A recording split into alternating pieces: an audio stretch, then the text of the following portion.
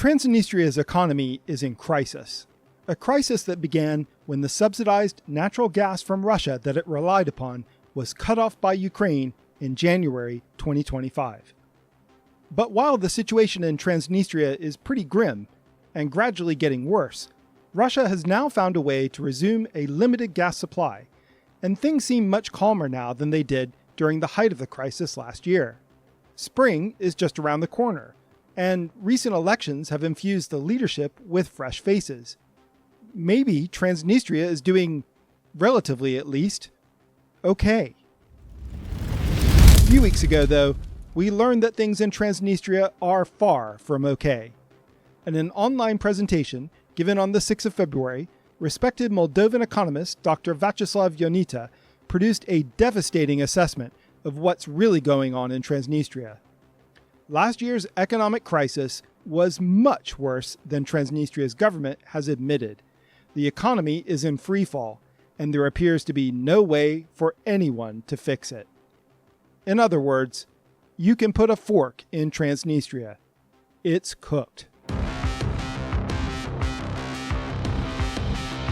Hello everyone, I'm Fredo Rockwell, and this is my third video about the ongoing economic crisis which is taking place in Transnistria. If you've not seen the previous videos, let me catch you up. Transnistria, which calls itself Transnistria, declared independence from Moldova in the early 1990s, more or less at the same time that Moldova declared independence from the Soviet Union.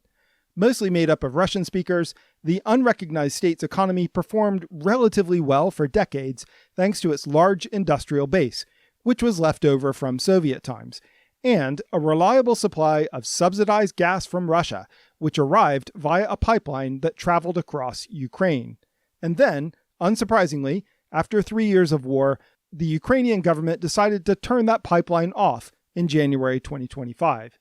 Despite having no gas to heat their homes at the height of winter, and just a small supply of coal to run its electricity plants, Transnistria survived for 6 weeks, thanks to a lot of firewood and some sketchy electrical work.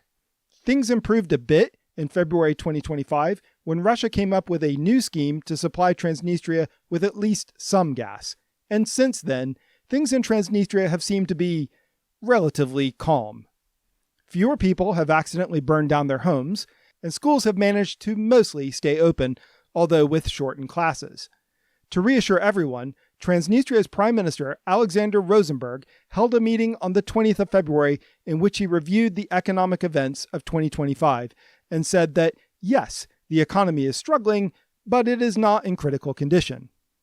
And based on what I could see as an outside observer, this didn't seem like an unreasonable conclusion.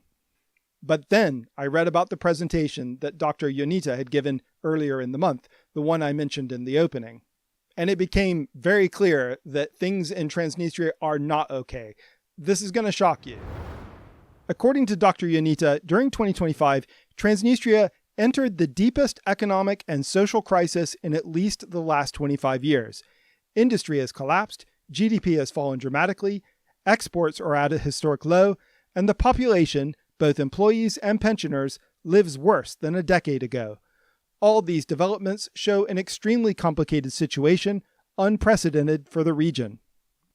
That sounds really bad, but if you look at the details of the presentation, things actually look worse. During 2025, Transnistria's economy shrank by 18%. That's an enormous economic decline for 1 year. Just to put that in perspective, in 1932, the worst year of the Great Depression, the U.S. economy only shrank by 13%. Over the same period, industrial production, the linchpin of Transnistria's economy, contracted by 30%. Now, let that sink in. In just a year, nearly a third of the most important part of Transnistria's economy just disappeared. Industrial output fell so much, it's now 25% lower than it was in 1989, when Transnistria was still part of the failing planned economy in the Soviet Union. The average monthly salary in Transnistria in 2025 was only $450, and the breakaway state's old age pension was just over $100 per month. Taking inflation into account, both salaries and pensions got smaller last year. In other words, Transnistrians are growing poorer, And not to rub salt into the wounds, but Moldovans, the people that live in Moldova outside Transnistria, are getting richer. They now earn roughly double what the average Transnistrian does. Speaking of inflation, last year in Transnistria, it was 14.7%. This is cripplingly high, but to be honest, not as high as I would have expected. Transnistria has its own currency, the Transnistrian ruble, and considering how difficult the economic situation is and how hard it is for most unrecognized states to maintain their own currency, this could be far worse. But it's still terrible, and also twice as bad as Moldova's inflation of just 7%. These statistics are all shocking, but actually there is even more shocking stuff to come. According to Dr. Ioniţă, 60% of Transnistria's economic activity is dependent on Russian gas. That supply is no longer dependable, and as long as the war in Ukraine continues, it's hard to imagine Transnistria's access to Russian gas improving. If anything, as the war drags on, access to Russian gas is probably only going to get worse. Put this all together, and things in Transnistria are really, really bad. And as long as Putin continues his war in Ukraine, there's no real mechanism for them to improve at all. Before we go any further, though, I think we need to ask a question. Should we trust the pronouncements of Dr. Ioniţă? Is he someone reliable whose opinion we can trust? Yes, we can. And trust me, when I'm going to tell you a bit about this guy, you're going to be absolutely amazed. Veaceslav Ioniţă is an economist and part of the highly respected think tank known as the Institute for Development and Social Initiatives, Viitorul. Viitorul means future in Romanian. He also maintains a personal website, and it has a long stream of blog posts full of pretty hefty economic analysis. The About page doesn't contain a lot of biographical detail, but it does mention that he was elected to Moldova's parliament in 2009 as a member of the Liberal Democratic Party, then the ruling party of Moldova. So does that mean that Ioniţă is a political hack? Someone willing to put a political narrative that suits his goals above the truth? No, not at all, and wait till you hear this. Ioniţă was once a highly respected and influential member of Moldova's parliament, but when he discovered that his party's leader, former Prime Minister Vlad Filat, was engaged in corruption, he took him down. In 2014, Ioniţă went to the media with allegations that Filat had helped embezzle millions of dollars from one of the country's leading banks. This was part of what later became known as the 2014 Moldovan banking fraud scandal, which was led by Ilan Shor, and which I discussed in my recent video about Gagauzia. When Ioniţă did this, Filat was furious, of course. He expelled him from the party and threatened to sue him for libel. But in 2015, after Ioniţă had left parliament, Filat was arrested. He was later convicted and sent to prison for 9 years. So to me, Dr. Ioniţă seems like a real hero. He was willing to blow up his own political career in the name of truth and justice. That's amazing. And I suspect if he's willing to do that, he's not the sort of guy who's going to produce a partisan assessment of Transnistria's economy. So yeah, I think we should trust him. Back to his personal website, nestled among the weighty economic analysis blog posts I mentioned before, there is a deep dive into Transnistria's 2025 international trade figures, and these are really startling. Despite Transnistria's public posturing as a country focused primarily on Russia and other parts of the former Soviet Union, nearly all of its trade is with Moldova and the European Union, 86%. Russia, meanwhile, only accounted for 5.7% of Transnistria's international trade last year. As Dr. Ioniţă explains, the East has fallen out of Transnistria's economic equation, remaining more of a symbolic element than a functional one. Summing up the situation, he says that Transnistria is no longer in a phase of development, but of survival. And then, because of the trade figures I just mentioned, he says, this survival is possible exclusively thanks to Moldova and the EU countries. In other words, Moldova and the EU now have a chokehold on the Transnistrian economy. Is this assessment a surprise? I gotta admit, it was. Even though in past videos I've said that it's inevitable that Transnistria will become more dependent on Moldova in future, I didn't at all expect in just 1 year for it to become basically entirely dependent on Moldova and the EU. That's a bit of a shocker. But while surprising, this data has the ring of truth to it. So Yeah, I don't just think that Transnistria's economy is going through a really bad phase. I think it's crippled, with no way forward. But if things are this dire, then we should see signs of it in Transnistria's state-controlled media, just like we could see signs of the energy crisis in its media last January. And when I re-examined the article I showed you earlier, the one about the review of Transnistria's economy by its prime minister, I realized those signs are there. First of all, if you look past the headlines into the body of the article, Prime Minister Rosenberg actually corroborates some of the most important economic data points reported by Dr. Ioniţă. He admits that Transnistria's industrial output, the linchpin of the economy, remember, did indeed shrink. Rosenberg says the contraction was just 25%, not 30%, but that's still really devastating.